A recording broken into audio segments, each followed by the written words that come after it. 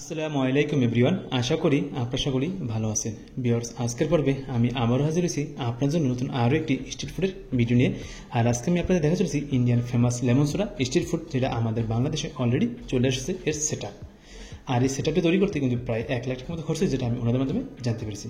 Viewers, এই lemon সোডাটা আপনারা কীভাবে খেতে আসবেন এবং এর প্রাইস এবং এর লোকেশন আমি সব জানাবো পুরো ভিডিওটির মাধ্যমে, এবং এর মেকিংটিও দেখিয়ে দেবো। তাহলে অবশ্যই আপনারা পুরো ভিডিও যদি আমার সাথে থাকবেন, আমি এটুকুই আশা রাখি।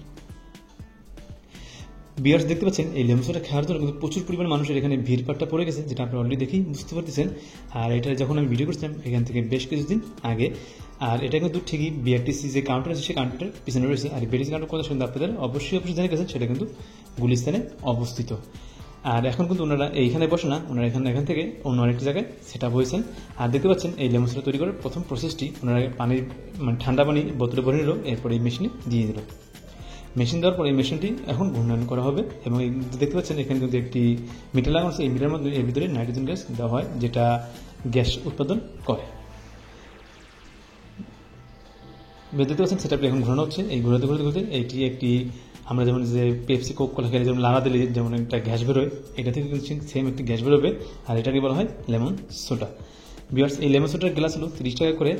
আর এটি ক্ষেত্রে কিন্তু আপনাদের এখন বর্তমান সময়ে চলে আসতে হবে ঠিক বিআরটিসি কাউন্টারের সামনে যে হানি ফ্লাইওভার আছে, হানি ফ্লাইওভার থেকে আপনাদের চানকার ফুল কিছু দূরে আসলেই একটি মার্কেটের নিচেই এখন ওনাদের এই শপটি দেখতে পাবেন। এখন ওনারা এখানে রেগুলার বসে।